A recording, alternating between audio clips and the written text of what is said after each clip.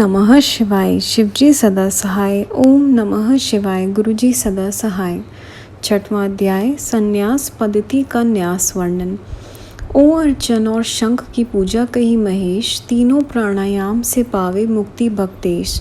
ईश्वर बोले, इस प्रकार उस कमल की रचना कर, फिर शक्ति कमल की रचना करें और चतुर्थी विभक्ति के सहित अंत में नमः लगाकर शक्ति कमलाय नमः इत्यादि उच्चारण कर अग्निकृति भस्मः इत्यादि मंत्रों से वस्तुओं को धारण कर गुरु को फिर से नमस्कार करें। फिर बाहर की ओर त्रिकोण वृत्त क्रम से 4 अस्त्र प्रणाम कर ओम अर्चन मंत्र से पीठ को धारण कर शंख की पूजा करें और प्रणव से शुद्ध सुगंधित जल से 7 बार पुष्पादि से ओम की पूजा कर धेनु मुद्रा दिखावे, फिर शंख मुद्रा दिखावे। इस प्रकार अपनी आत्मा को शुद्ध करें। फिर 3 प्राणायाम करके ऋषि आदि का स्मरण करें।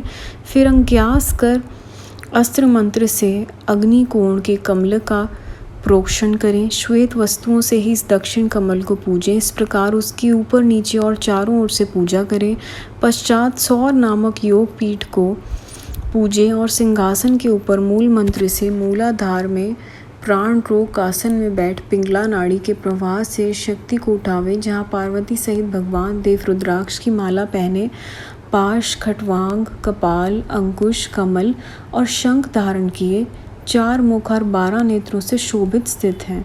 तब प्रकाश सहित सूर्य का आवाहन करता हूँ, ऐसा कहते हुए नमः लगाकर उनका आवाहन करें और मुद्रादिक स्थापना कर मुद्रा दिखावे और हांग हींग हूँ इन बीज मंत्रों से अंग्यास कर फिर 3 बार पूजें। हे महेश्वरी, पद्म के केशरों में और 6 अंगों में अग्नि ईश्वर राक्षस और वायु आदि की 4 मूर्तियों का आवरण में पूजें।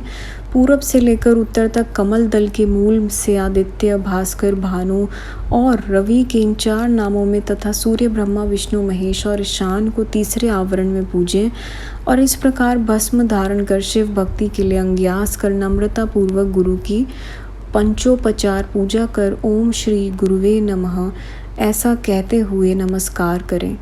इस प्रकार पूजा के विधानों से युक्त हो ओम ब्रह्मात्मने नमः के क्रम से ईशान आदि का न्यास कर पंचकला क्रम से सद्योजात की कल्पना करें। बुद्धिमान इस प्रकार का प्रणव न्यास कर फिर परमात्मा को बाधक हन संन्यास करें। 7वां अध्याय शिवजी का ध्यान और पूजन। श्री गुरु की कर परिक्रमा धारे उनका ध्यान पुनि जने पुनि पूजे गौरीश को पावे सिद्धि महान। शिवजी कहते हैं, इस प्रकार अपने बाएं ओर चौकोन मंगल बना ओम का अर्चन करें और उसे अस्त्र मंत्र से शोभित करें। उसके भी आधार पर प्रणव को ही पूजें और चंदनादि तथा सुगंधित जल से उसे पूर्ण करें।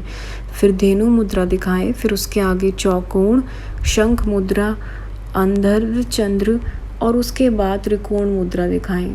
षटकोण मुद्रा करें। फिर उसमें ओंकार को गंध पुष्पादि से पूजें। फिर उसमें पवित्र जल भरें। इस प्रकार जैसा गुरु बतलाए उसके अनुसार गुरु मूर्ति की कल्पना कर गुरुभ्यो नमः ऐसा कहते हुए गुरु की प्रदक्षिणा कर उनका ध्यान करें।